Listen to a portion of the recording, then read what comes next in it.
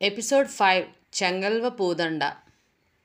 Jail నుంచి తప్పించుకోవాలని చూసిన ఠాగూర్ పోలీసులకు దొరికిపోవడంతో అతన్ని శుభ్రంగా కొట్టి జైలు గదిలో పడేస్తారు. అది చూసిన కృష్ణ చాలా బాధపడతాడు. తను ఎలా ప్రయత్నించి ఓడిపోయిందో చెప్తాడు. అంతేకాక ఇది ఒక మంచి అనుభవం అని కూడా అంటాడు.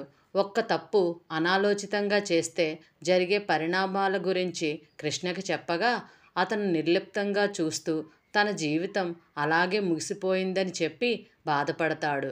దాంతో ఠాగూర్ కృష్ణని మంచి వ్యక్తిగా తీర్చిదిద్దాలని నిర్ణయించుకొని ఇంగ్లీష్ నేర్పడం మొదలు పెడతాడు. ఠాగూర్తో నాకు వచ్చిన చిక్కల్లా అతడి కోపం.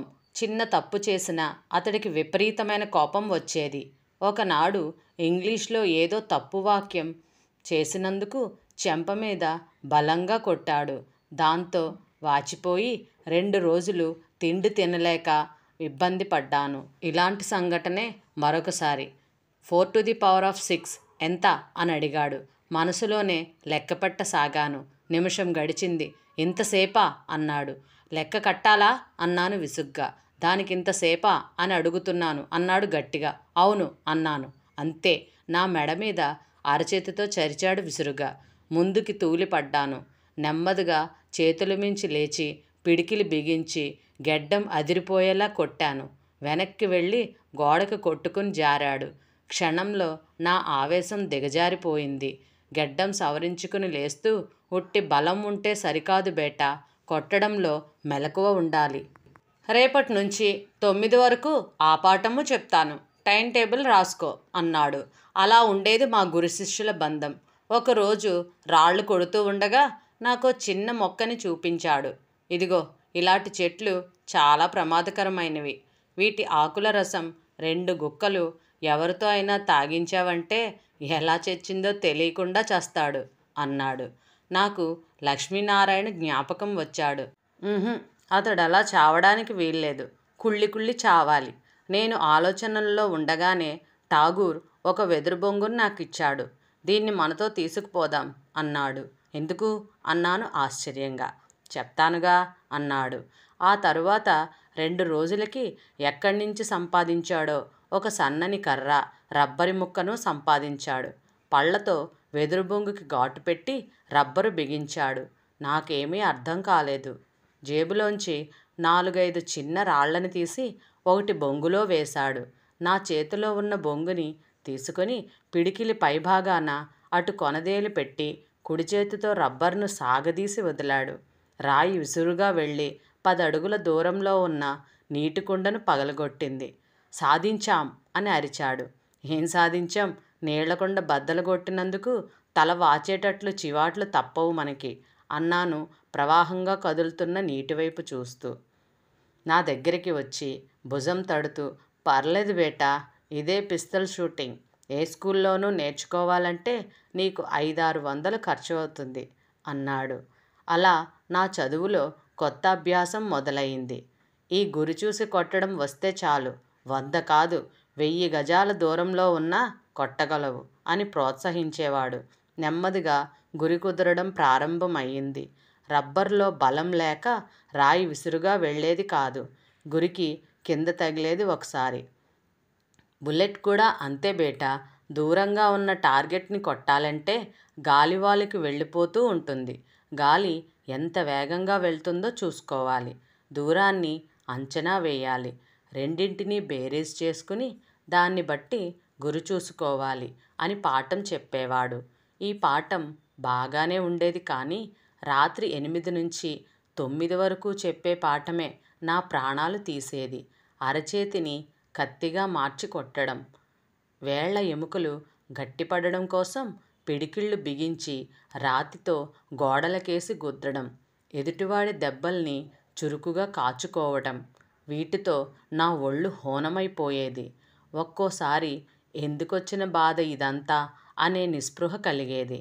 అప్పుడు మళ్ళీ నాలో చురుకు రావడం కోసం హుషారు పరిచేవాడు. తన వయసును గుర్తు తెచ్చేవాడు. నేను నేర్పేవాణ్ణి. ఈ వయసులో నాకు ఎందుకు ఇదంతా అనే అలసట రావడం లేదు. యువకుడివి నువ్వు, ఇలా నీరు కారిపోకు అని ప్రోత్సహించేవాడు. దాంతో మళ్ళీ హుషారు వచ్చేది. మా గురు శిష్యుల చదువు సెంట్రీలకు మాత్రం బాగా వినోదాన్ని ఇచ్చేదనుకుంటా. మొదట్లో ఒక సెంట్రీయే నిలబడి చూసేవాడు. రాను రాను పక్కవాళ్ళు కూడా వచ్చి కానీ ఖర్చులేని ఈ వినోదాన్ని చూసి ఆనందించి వెళ్తూ ఉండేవారు. మాకివేమీ పట్టేవి కాదు. కానీ ఇది ఇంకోలా పరిణమించింది. మేం సెంట్రీల దృష్టిలో బాగా పడిపోయాం. మాకు తెలియకుండానే మా చుట్టూ గమనింపు ఒక విధంగా ఎక్కువైంది. ఇదే విషయాన్ని ఠాగూర్తో ఒకసారి అన్నాను. అవును, నేను దీన్ని గమనించాను అన్నాడు. మరి నువ్వు తప్పించుకోవడం? ఆగాను. చాలాసేపు తనలో తాను ఆలోచించుకున్నట్టు ఏమీ మాట్లాడకుండా ఆగి తరువాత నెమ్మదిగా అన్నాడు. నేను బయటకు వెళ్ళి చేసేదానికన్నా ఇక్కడ ఉండడం వల్లే ఎక్కువ లాభం కనిపిస్తుంది బిడ్డా అని తన చేతుల వైపు చూసుకొని విశ్వసిస్తూ, చాలా ముసలివాణ్ణి అయిపోయాను. ఇంతకు ముందులా పని చెయ్యలేకపోవచ్చు. ఈ చేతులు, ముఖ్యంగా ఈ దట్టమైన అడవిలో అన్నాడు. కానీ వెళ్ళిపోవాలి, తప్పదు అని నా వైపు తిరిగి, తొందరగా తయారవు బిడ్డా. ఈ ఠాగూర్ ఇంకా ఎంతో కాలం బ్రతకడు. ఈలోపులోనే ఇంకో బల్దేవ్ సింగ్ తయారవ్వాలి అన్నాడు. నాకేమీ అర్థం కావడం లేదు తాత అన్నాను అయోమయంగా చూస్తూ. చెప్తాను, ఇప్పుడు కాదు, తరువాత. నేనిక ఆ విషయాన్ని రెట్టించలేదు. రోజులు నెమ్మదిగా సాగుతున్నాయి. నాలో అభివృద్ధికరమైన మార్పులు వచ్చినాయి. ఇప్పుడు ఏ మాత్రం తడబడకుండా ఇంగ్లీష్ మాట్లాడగలుగుతున్నాను. కృషి, పట్టుదల ఉంటే దేన్నైనా సాధించవచ్చనే నిజం నా పట్ల నిరూపణ అయ్యింది. మమ్మల్ని ఒకసారి ఇంటర్వ్యూ చేయడానికి ఒక ఇంగ్లీష్ దొర వచ్చాడు. అనువాదకుని అవసరం లేకుండా అతనితో అతని యాక్సెంట్లోనే మాట్లాడడం చూసి జైలర్ ఆశ్చర్యపోయి మాటలు రాక నిశ్చేష్టుడైపోయాడు. ఇంటర్వ్యూ చాలాసేపు జరిగింది. దొర వెళుతూ వెళుతూ అడిగాడు, నిన్ను కలుసుకోవడం చాలా ఆనందమైంది. ఏం చదువుకున్నావు? జీవితాన్ని. సెల్కొచ్చిన తరువాత ఠాగూర్ నన్ను కౌగిలించుకున్నాడు. చాలు బిడ్డా, నువ్వు నేర్చుకోవలసింది ఏమీ లేదు అన్నాడు. అలా అనుకు తాత. ఈ ప్రపంచంలో నేర్చుకోవలసింది చాలా ఉంది. మనకు తెలిసింది చాలా తక్కువ. ఈ అనంత విశ్వంలో పిపీలిక పరిమాణంలో అస్తిత్వం నిలుపుకునే అల్పజీవులం. మనకు ప్రత్యేకత లేదు. ఒక అద్భుతమైన రహస్యాన్ని కలుపుకున్న వెలుగు బహుశా నా కళ్ళలో ప్రతిబింబించి ఉంటుంది. ఠాగూర్ నా వైపే చూస్తూ ఉండిపోయి చివరికి నెమ్మదిగా, నన్ను వెళ్ళనివ్వవా బిడ్డా అన్నాడు. వెళ్ళనివ్వను తాత. నా కోసం కొంతకాలం ఉండిపోవాలి నువ్వు. నాకు దాహంగా ఉంది. ఎంత తెలుసుకున్నా ఇంకా ఏదో మిగిలిపోతుందనే దాహం. మా మధ్య చాలా సుదీర్ఘమైన సంభాషణలు, వాదోపవాదాలు జరిగేవి. అతడు చెప్పేవన్నీ శ్రద్ధగా వినేవాడిని. ఆర్థిక శాస్త్రం, తత్వం, వేదాంతం ఒకటేమిటి, అన్నీ. అంతటి విజ్ఞావంతుడి అభిప్రాయాల్లో కూడా కొద్దిగా బయాస్డ్ ధోరణి కనపడుతూ ఉండేది నాకు. ఆర్కిమెడిస్ గురించి మాట్లాడుతూ పెట్టుబడిదారీ విధానం గురించి టాపిక్ మార్చేసేవాడు. ధరల స్థిరీకరణ, పెర్ఫెక్ట్ కాంపిటీషన్ గురించి మాట్లాడుతూ ఫ్యూడల్ వ్యవస్థలోకి వెళ్ళిపోయేవాడు.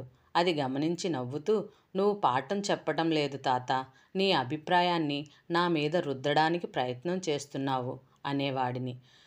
వజ్రాన్ని సానబెట్టడంలో నా ఉద్దేశం అదే అనేవాడు. బయట ప్రపంచం గురించి నీకు తెలియదు బిడ్డా. అక్కడ క్రూరమృగాలన్నీ చాలా తెలివితేటలతో ఈ పటిష్టమైన వ్యవస్థని సృష్టించి ఒక్క చుక్క రక్తపు బొట్టు నేల చిందకుండా అమాయకమైన సాధు జంతువుల్ని తమ ఆకలికి బలి చేస్తున్నాయో నీకు తెలియదు. ఆ క్రూరమృగాలన్నీ చంపాలంటే కొంత రక్తం చిందక తప్పదు. ఠాగూర్ సాహచర్యంలో నన్ను నేను రూపుదిద్దుకోసాగాను. మాకు తెలియకుండానే రోజులు తొందరగా గడవసాగాయి. ఒకరోజు రాత్రి బయట హోరున వర్షం కురుస్తుంది. గదిలో మునగదీసి పడుకున్నాను ఒక మూలగా. రాత్రి 2:30 అయి ఉంటుంది. ఏదో కల వచ్చింది. పార్వతి పరిగెడుతుంది. ఆమె ఒళ్ళంతా రక్తం. వెనకే లక్ష్మీనారాయణ పెరుగెడుతున్నాడు. అతడి చేతిలో పెద్ద వల. పార్వతి వెళ్ళి అగాధంలో పడిపోయింది. గట్టుమీద నిలబడి లక్ష్మీనారాయణ వికటాట్టహాసం చేస్తున్నాడు. కెవ్వున అరిచి మేలుకున్నాను. ఒళ్ళంతా చెమట పట్టేసింది. గజగజ వణికాను. ఠాగూర్ లేచి చప్పున నా దగ్గరకొచ్చి, ఏమైంది బిడ్డా అన్నాడు. కల తాత, చాలా భయంకరమైన కల అంటూ పక్కకు తిరిగి పడుకున్నాను. మళ్ళీ ఆలోచనలు. ఎక్కడ ఉంది పార్వతి? తండ్రి చచ్చిపోయి, ఉన్న ఒక్క ఆధారము పోయి, నిస్సహాయురాలైన అబల. ఆ వర్షం రాత్రి ఎక్కడ ఉంది? ఎవరి పంచన తలదాచుకుంది? కన్నతల్లి కన్నా ప్రేమగా పెంచిన ఆ అమ్మ నేను జైలుకొచ్చిన తరువాత ఏమైంది? అసలు వాళ్లకు నేను గుర్తున్నానా? అక్కడ వాళ్ళు ఎలా జీవనం గడుపుతున్నారు? తినడానికి తిండి లేక, ఆదుకునేవారు లేక, గాలి తిని బ్రతుకుతూ దినదిన గండంగా. ఈ ఆలోచన వచ్చేసరికి వణికిపోయాను. అప్రయత్నంగా నా కళ్ళు వర్షించసాగాయి. 2 నిమిషాలు గడిచేసరికి ఠాగూర్ నా దగ్గరగా వచ్చి మీద చెయ్యి వేస్తూ, ఏడుస్తున్నావా బిడ్డా? అన్నాడు లాలనగా. ఆ ఆప్యాయతలో అప్పటి వరకు నేను బలవంతంగా ఆపుకున్న వ్యధ చెలియలి కట్ట దాటింది. ఆ వృద్ధుడి కౌగిలిలో అతడి రొమ్ము మీద తల ఆంచి ఎంతసేపు రోదించానో నాకే తెలియదు. ఆ అవ్యక్తమైన స్థితిలో చాలాసేపు ఉండిపోయాను. నా హృదయ భారం అంతా తీరే వరకు నన్ను మాట్లాడించలేదు ఠాగూర్. నెమ్మదిగా నా వెన్ను రాస్తూ ఉండిపోయాడు. నేను తేరుకొని కళ్ళు తుడుచుకుంటూ ఉంటే అడిగాడు. ఎప్పటినుంచో అడుగుదామనుకుంటున్నాను బిడ్డా. నీలో ఆవేశం ఉందని నాకు తెలుసు. కానీ హత్య చేశావంటే నమ్మలేను నేను. అసలేం జరిగింది? మాట్లాడలేదు నేను. చెప్పు, చెబితే సగం బాధ తగ్గుతుంది. ఏం చెప్పను తాత? ఏం చెప్పను తాత? ప్రత్యర్థులు ఎంత తెలివిగా నా చుట్టూ వలపన్నేరో చెప్పనా? అది తెలుసుకోలేని నా మూర్ఖత్వాన్ని వివరించనా? అసలేం జరిగింది బిడ్డా? చెప్పడం మొదలుపెట్టాను.